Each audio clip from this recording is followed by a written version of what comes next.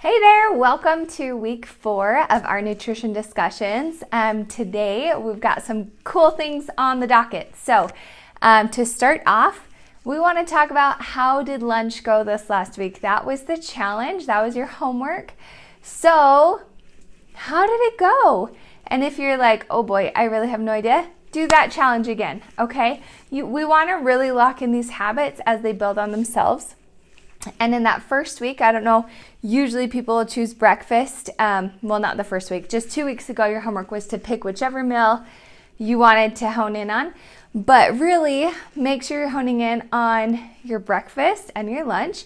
We're going to review those portions again because it's not that hard of a concept, but at first it's kind of overwhelming because you're like, wait, what was breakfast again? What was lunch again? So anyway, we're going to review that. We're going to reflect and plan ahead, and I'm actually going to help you plan ahead today because we get into meal prepping here. So our third thing on the list, this is just kind of a cool exercise. I hope you'll be able to see my slideshow. I'm not going to go through all of the slides, but it's really eye-opening on this portion distortion, and then we'll get into the meal prepping, okay? So, oh man, my erasers are always in different places. Here we go.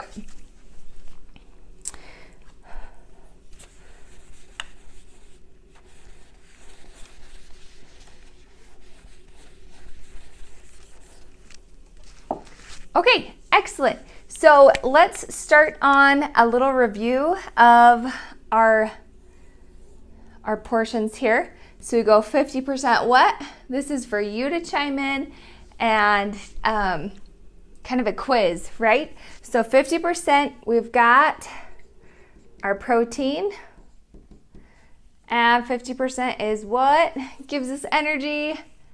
Carbohydrates, and not just any carbs. We don't want no white bread, right? We want our fibrous carbs. We want berries, whole grains, that some of the veggies that are more higher on the glycemic index. So we really want to lock in on these fibrous carbs. All right, mid-morning, if you're hungry and you need a snack, then let's get into it. So this is a smaller serving size. And we go, I'll come down this way so I don't write sideways. Half of it, we want, anyone? Veggies. We're going to go 25% protein, 25% of that fibrous carb. And I think I shared this trick with you guys because so many protein bars are just like, they help with cravings, right? It's can be, some of them are high in sugar, so you got to watch that content, but they can be a really yummy treat. And so you want to go straight to that, especially if you're tired and you didn't sleep well. So what you want to do here is start with your baggie of veggies or your serving of carrots. And then after your carrots are gone, or tomatoes, or whatever it is that you packed, then you go, okay, time for my protein bar. And it's kind of like a reward system for your brain. And that has helped me a lot, especially during pregnancy, because I have to choke down those veggies sometimes that I usually really like. And I've just been on the struggle bus. So to give yourself like a little bit of a reward is awesome. Okay, so now we're at lunch. It's the same exact percentages, as our snack, but bigger, because we want to be full and satiated. We don't just want like a snack, right? You're going for lunch. And again, we want to fill up with those veggies like we talked about last week. That's going to make you feel full because of all that fiber and goodness. The protein's going to help you feel fuller longer. And then these carbs are going to give you energy throughout the afternoon. Awesome. Mid-afternoon, let's say you get hungry again, you're still going to hit that same smaller serving size. Try to aim for 50% veggies. And, with these, if I do have like a really long day and my day started at 5:30 or something, sometimes I do make that a fruit and then this one a veggie in the afternoon, because it's still like 9 a.m. is my mid-morning, right? And sometimes veggies aren't totally awesome at 9 a.m. So you just make it work for you, but the important thing is getting those fresh fruits and veggies. All right, on to dinner, which can be so fun to try new things. You just have to plan ahead to have this many veggies on hand is the real kicker. So 75% veggies, 25% protein. And then that's it, you guys. And if you want a lot of ideas, we talked through those last week, and we'll get, maybe bring up some on the meal planning as well. But I gave lots of ideas of all of these in previous videos, so scroll up if you want more in-depth conversations about those. But this is just our review. So hopefully that's starting to sink in. And hopefully you were able to rock your lunch and rock your breakfast. And I'm not talking about perfection. I don't need you to rock it every single day. To be perfectly honest, today is my son's birthday, and I had, he wanted me to go pick up McDonald's. So I got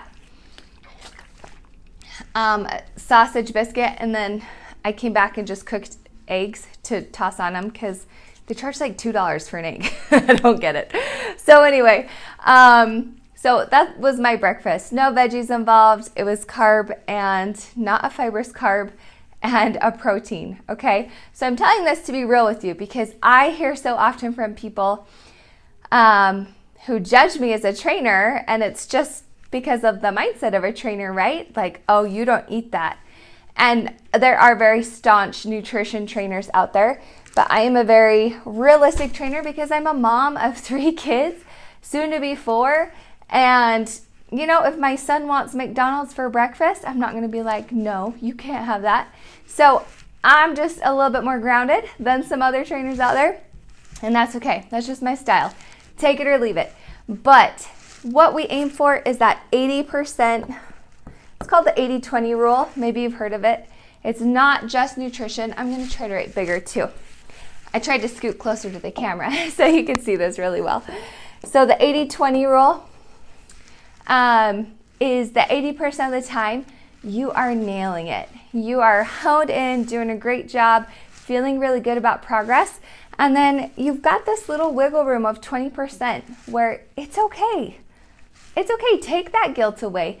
And I think, again, and I've talked about this before, that people get in this black and white state with nutrition. They're either totally on, and then if they make a mistake, oh my gosh, I ruined it, I'm off, and then they go get a box of donuts and they think about it while they eat the whole box of donuts. And then they come back and they're like, okay, starting Monday, I'm back on again. And like, that breaks my heart. That is a true life story right there with one of my clients. And it doesn't have to be so on again, off again, on again, off again.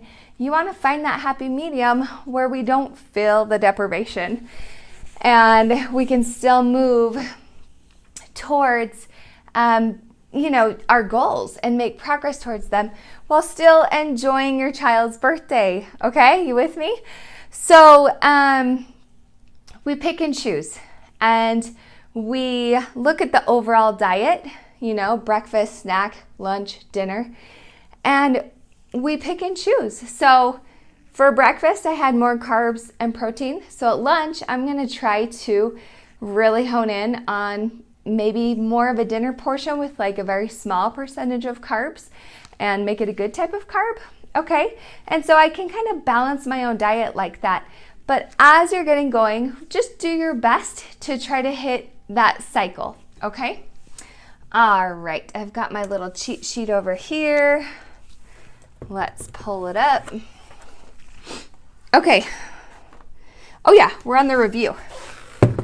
Review our lunches. So let's draw that lunch really big up here.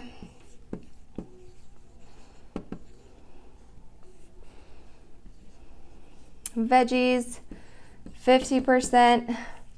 Protein, 25%. And if you're getting sick of me writing that, That's a good thing. That means you know it, okay? That's a really good thing. So over this past lunch, just to spew off a few of mine, I split a breakfast burrito with my mom. So I had like half of a burrito and a salad. And so that breakfast burrito just had some ham and eggs and avocado and like a corn salsa. It was really good. So that corn would be more of a carb. The tortilla was a carb, obviously. And then my salad was full of beets, some goat cheese, vinaigrette. It was a really great thing. So overall, I'd say since the corn was in it as well, it might have ended up being more like a 30% carbohydrate to that 50% veggies and maybe a little bit low on protein in the end. But overall, decent lunch. I feel pretty good about that one. Okay, yesterday we had Super Bowl leftovers. Now, that could be a very scary thing, right? All right, Super Bowl leftovers. But I baked cauliflower buffalo bites, and so I ended up having about half of my plate yesterday was the cauliflower. And it does have like a little bit of a flour batter on it, whatever. I'm not too worried about it. I also had some of the little smokies. And it was probably about 25%. Oh. And this was probably 50%. And, oh, this was awesome. The like spicy artichoke dip. So a little higher in fat there. But I did not dip chips in it. I dipped tomatoes. Okay. So that's a little bit more veggies. And then this was kind of fats and yeah. So I'd say I got some carbs from here. So we're going to dip this maybe 15% more veggies onto my plate and then just the fats, which I don't make us track the fats. I think they just naturally come in, and I've said that before, and I stand by it. And then my, let's see, I think Sam got out chips. So I looked on the back and the serving size was 12 chips for a serving size, and I had like 4.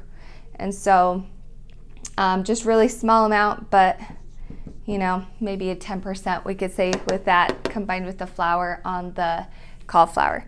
So overall, that was kind of a trickier lunch, right? The way that broke down. So let's see if my percentages add up to anything close. I got 65% veggies. And again, you've got a higher fat with the little hot dogs, right? Not the ideal protein, but we've got celebrations happening and it's all good. I'm not too stressed about it. Hopefully you're not too stressed about it. 25%, we're gonna call that protein. We're gonna add that 65 and then 10%. So that's 70, 80, 90. Whoa, there we go.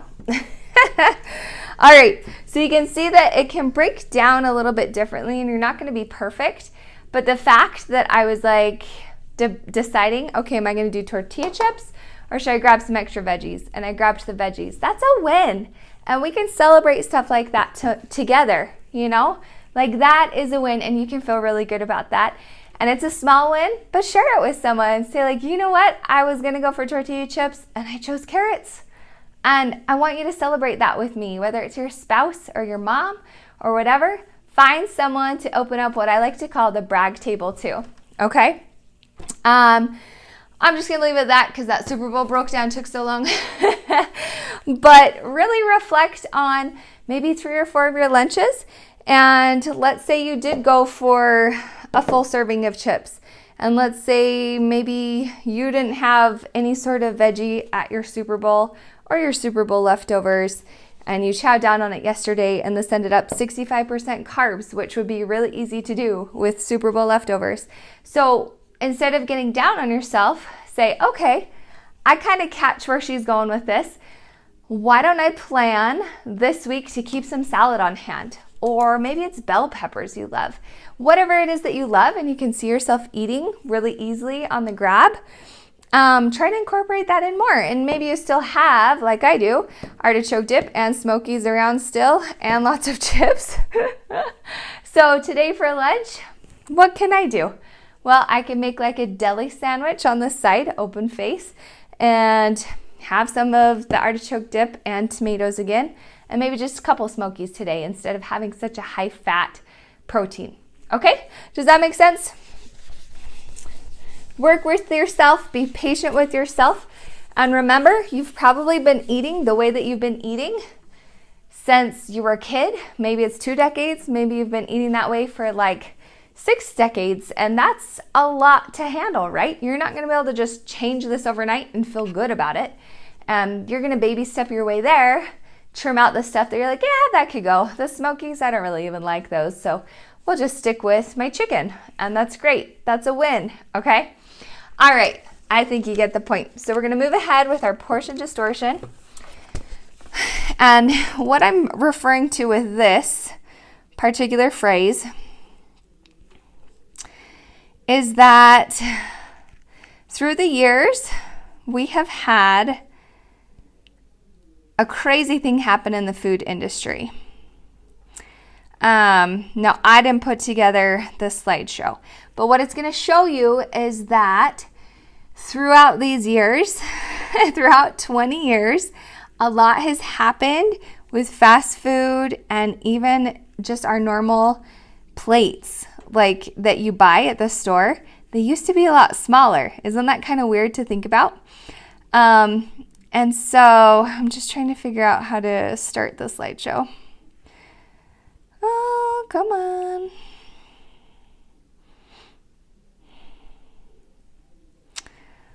Usually there's just start the slideshow, but I'm used to PowerPoint. This is like the online version. Okay, I'll just show you this. It's not the full screen. So anyway, maybe if I ditch my keyboard. All right, we're figuring it out. Here we go. So this was done by the National Heart, Lung, and Blood Institute for obesity education. Okay, so let's check it out.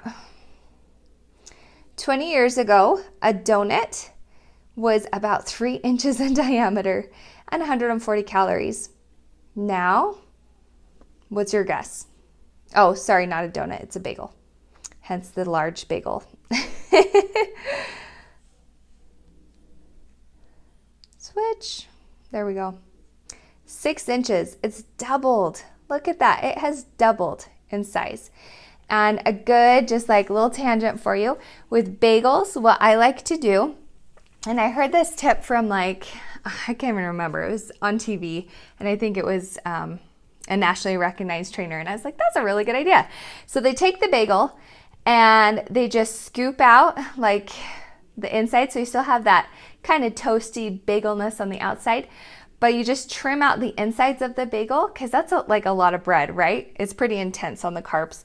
And then it just, you can still have your bagel sandwich or bagel and cream cheese or whatever, but it's just hollowed out a bit. And when I was comparing calories, and you could probably do this with your bread at home, usually one slice of bread is around like 80 calories. So one bagel, you guys, is equivalent to 4 slices of bread. Isn't that intense? Oh my gosh. So, and it used to just be like 2 slices of bread. So something to think about. How long will you have to rake leaves in order to burn that extra 210 calories? An extra 50 minutes of movement. So, and I love that they just took such a mundane, chore like raking leaves, because a lot of people don't have an exercise regime in motion. So it gets it into your head, like what these calories actually mean. So the calorie in versus the calorie out. Okay, we'll do another couple. Cheeseburgers. Oh my gosh. Used to be 333 calories. What do you think the average is? 590 calories. That's nuts. Look at the size of it.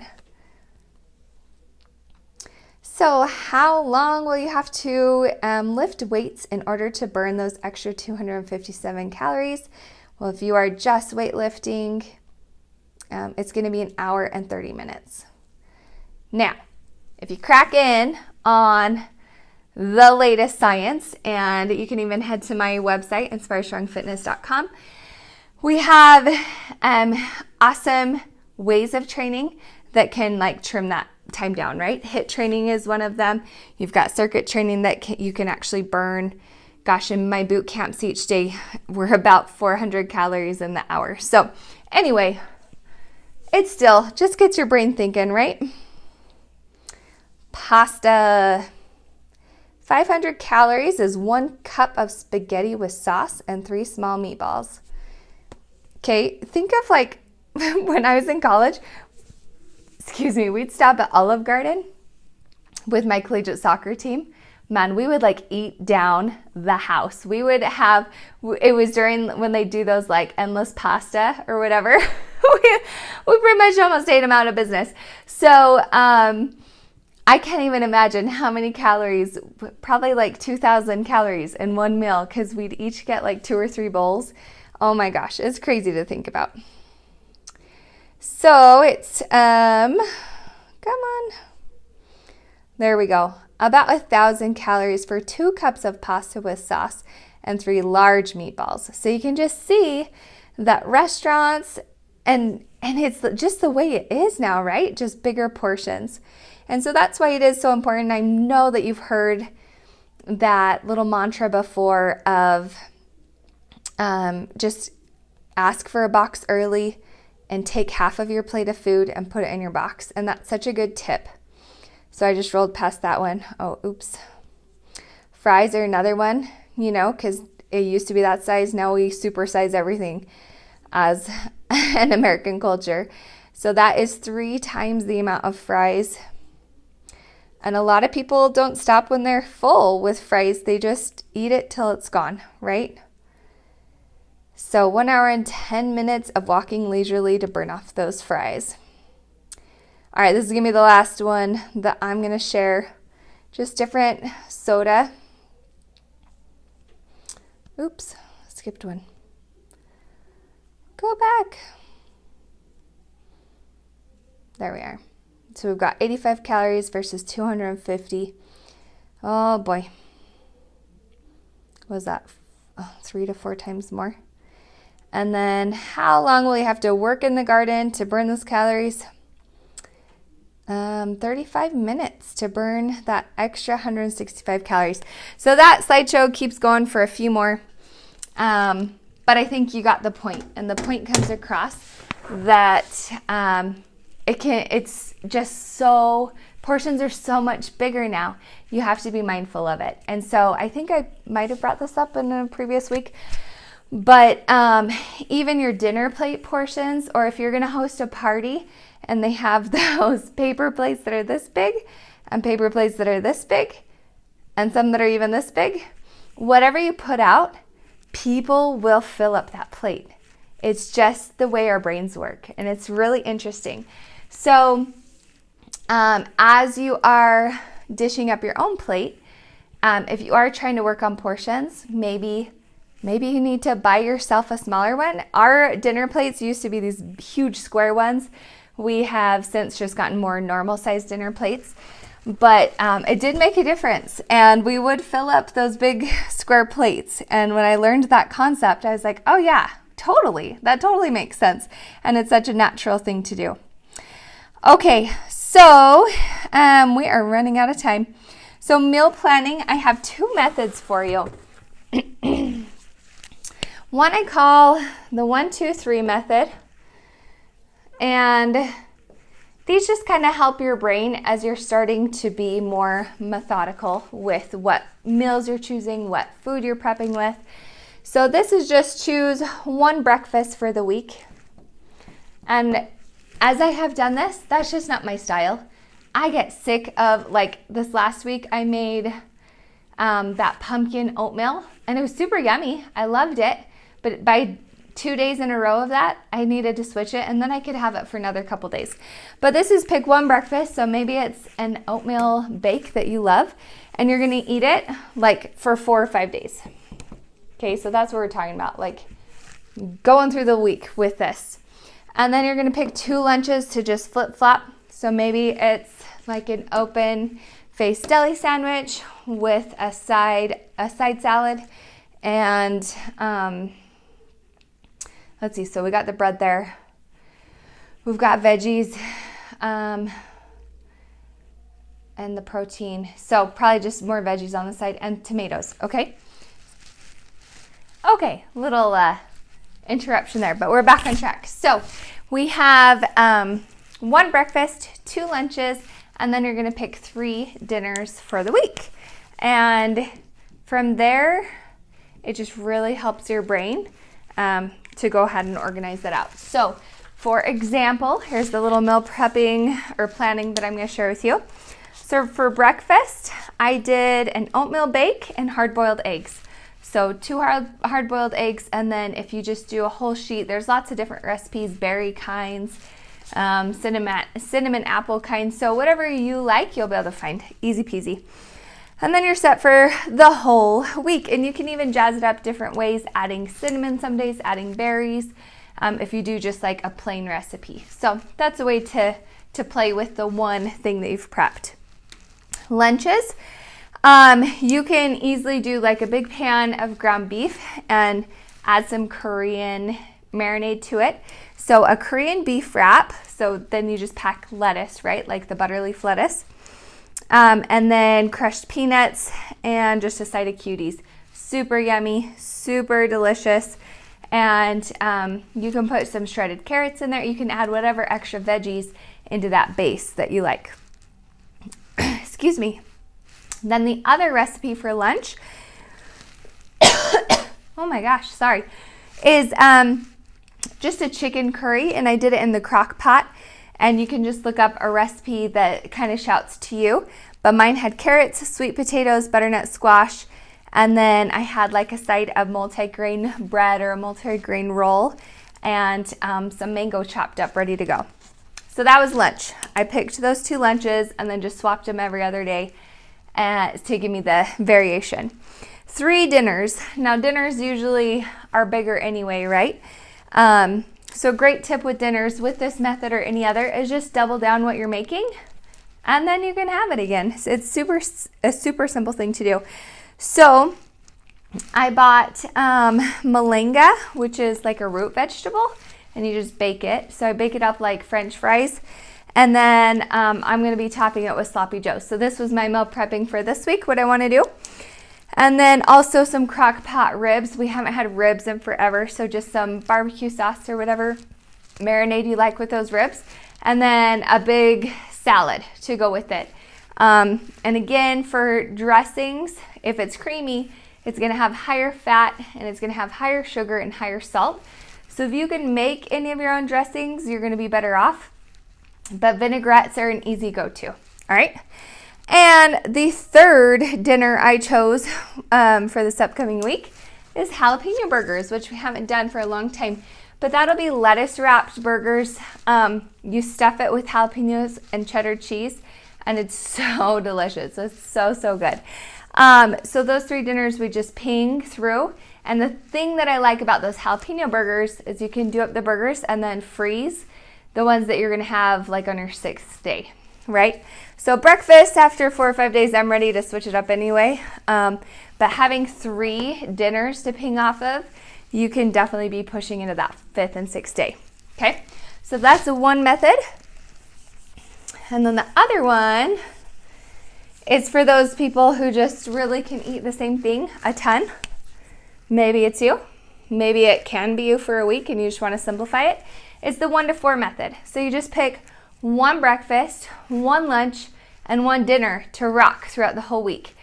Now, typically, if you are a mother or father, it's kind of hard to have that roll for dinner. But if you want to like seriously track nutrition in an easy way, this is the way to do it, right? So let's say you go for breakfast, you do an omelet. For lunch, let's just say it's an open face sandwich. And you super don't want to cook, so you just get like a rotisserie chicken. And you're gonna do a salad here. And then maybe it's the fruit that you switch up. So you do an apple and then an orange. Okay, something like that. And then dinner.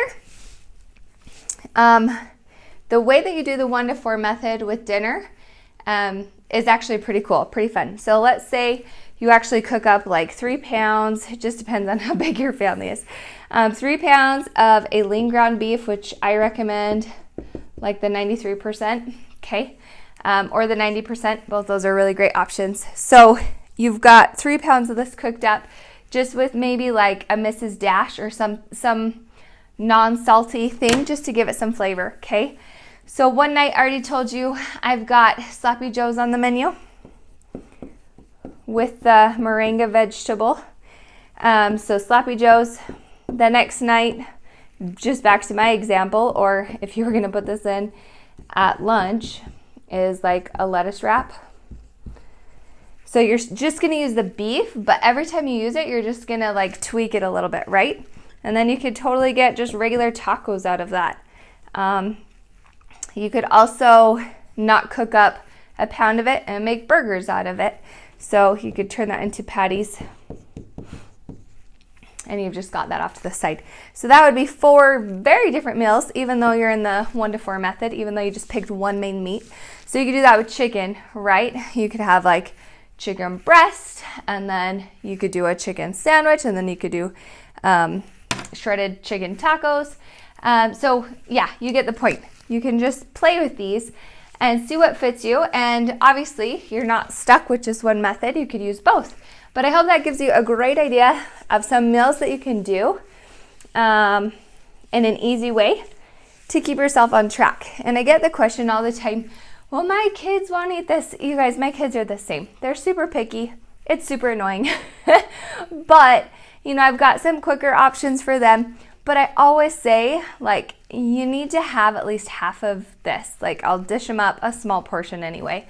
And you just say, eat half of this, and then we can find something else. Then I'll make you a peanut butter and jelly. Or then, you know, and as they've gotten older, I'm like, if you're not going to eat this, you got to figure out what you're going to eat. So, quesadilla. Briggs, he's 10. He can actually cook his own eggs. So, throw the ball back at them when they're being picky, because we're trying to be nutritious. And we're trying to serve their body too and teach them good habits. So it's not like a bad thing, right? So if they're fighting against it, that's okay, but give them a little pushback. Say, you know what, at least have half of this, or at least 5 bites, or whatever you want to do with it. And let them introduce these veggies that you'll be surprised, even though they put that front on. Sam hadn't really tried zucchini before. And we made him do it in Florida when we were there a couple months ago. And when we were back home, I was having him eat some peas. And he was like, basically requesting the zucchini. And I was like, oh, you liked that. Good to know. Yeah, I'll get some zucchini soon. So it was a little insightful because he was putting on the staunch face, like he didn't like it then. So, but he did, and he preferred it over peas. So, hey, we'll take it. All right, that's it for this week. But your final homework with the meals is dinner. I want you to set a goal, a personal goal. Maybe it's twice this week. You really try to hit that 75-25. Okay? Maybe it's 5 days this week. You really want to go for it. Maybe it's, you know what, I think I can do it. Let's go for 7 out of 7. And with that thought, you guys, if you know you're going to have a family party or you're going to be going out to dinner or something, if you switch your lunch portion and your dinner portion and you still nail one of those meals as that, you totally won, okay? So that's what it's about. Your body doesn't remember specifically one day. It's going to take the whole week eclectically and have that calorie intake versus output, and you'll be able to bounce from there. So, all right, awesome job. And I can't wait to see how things go for you next week. Feel free to email me anytime, Audrey@inspirestrongfitness.com. And you can also check out my website, inspirestrongfitness.com.